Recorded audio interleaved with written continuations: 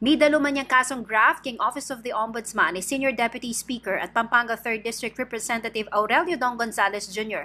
Anya nga 8 ng Setyembre ngening banwa. Tungkol ni kareng atlong flood control project sa mikialagang 612 million pesos ay inaward na kanu ng Department of Public Works and Highways o DPWH Region 3 ken construction company apibanjan na kanong Gonzales. Kaya be mo naman king kasong inampang ng Santo Cristo, Mexico Barangay Captain at Liga ng mga Barangay President Terence Napaw, the City of San Fernando Councilor Aurelia Brands Gonzales, Board Member Alisa Micaela M. Gonzales, Aurelia M. Gonzales III, Aurelio Micaeline M. Gonzales, at Zenaida G. Kiambao, ang timong officers na kanuning AD Gonzales Jr. Construction Trading Company Incorporated. Makalistala namang respondents ng may sabing kaso ni DPWH Region 3 Director Roseler Tolentino, DPWH Region 3 BAC Chairman Ignacio F. Evangelista, DPWH Region 3 BAC Secretariat Ana Marie Tayag, at DPWH Region 3 BAC Vice Chairman Arthur Santos.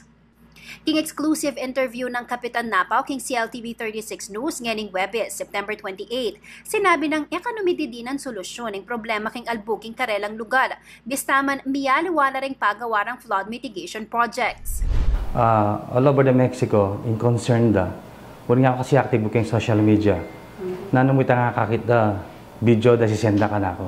Toti kung dokumento ka rin, kanyapin na niyang sabi kong mag-file kong demanda, kaya mag-sendo ka na ulit ang karelang project. As far as kitang pinakadulo na ng Mexico, boundary na ng Mexico Angeles, papunta Mexico, pag-send na ka na ako ng project. Halim mo project, pati itang karelang billboard na ng project na ilaring contractor. Panwala ng Napaw, Latina Luki king Republic Act 3019 o ing Anti-Graft and Corrupt Practices Act at ing Article 216 ng Revised Penal Code o ing Possession of Prohibited Interest by a Public Officer ding kayang dinemanda. Ing metong official king gobyerno, po pwede mangontrata. Net na sarili na lang budget, tapos po iyang mangontrata. Conflict of interest po yung makanta. Even kami po barangay captain, kaya pwede mag-obra ka rin barangay or bantay bayan, ila po pwede mag-obra kayong project. Ngayon ila po congressman la, board member la po, city councilor, ila rin contractor kitang karelang project.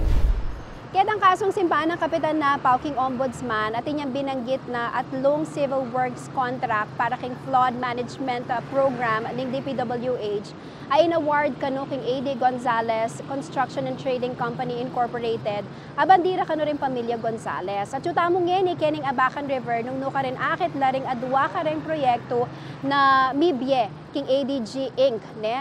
At kaya bekeni in construction and maintenance ng flood mitigation project kay ni king Abacan River antimurin ing diking and slope protection works ang mamabot king halos 360 million pesos ing halaga. Maka-identify laking 16-page complaint ng Napaw ding atlong proyekto ang may award kanu king AD Gonzales Jr. Construction and Trading.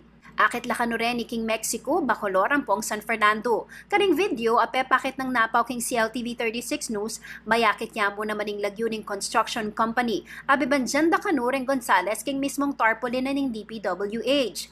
Bukod kanu king conflict of interest, matsura la naman kanu pangagawa ring proyekto agpang kang Napaw. Ating ko pong dokumento ka rin na halos sira-sira no po. Re-refer na nalamo po. Imagine, this year la pa po sira na la. Diba? Noon la po itang quality daling obra. Manawagan ko po kayong COA, kayong DPWH na nung pwede po mag-physical audit po, inspection kaya itong project na po. Hamunan kaya po yung kakatamong congressman, nung pong yung kanakong sasabihan puro kalaraman, mag-resign ko po, nako po tagal bilang kapitan. Pero patse po, patunayan ko na dapat ilang mag-step down lalo po kung karelang katungkulan.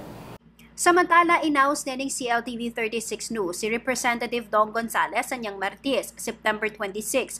Mga adwa na ning kayang pasyag tungkol king midalo makaso. Dapat agpang kaya, alaya pa kanong tingga pa kopya na ning reklamo. Anya eya pa makapamiyang amano di kilkeni. Makanyan mo naman ang pekibat ng City of San Fernando Councilor Brans Gonzales king CLTV 36 News anyang Martes, September 26. Akasabi nga naman ng CLTV 36 News nganing Aldo, September 28. DPWH Region 3 Director Roseler Tolentino bang adwa na ning karelang pasyag tungkol keng kaso. Dapat ela pa mo bisang magsalita, uling alala pa mo rin kanong atatanggap a kopya na ning reklamo.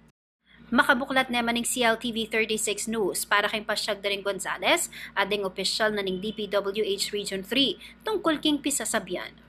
Ako yung kayong talasuyo ay Jennifer Salenga, ating pusong makabalen.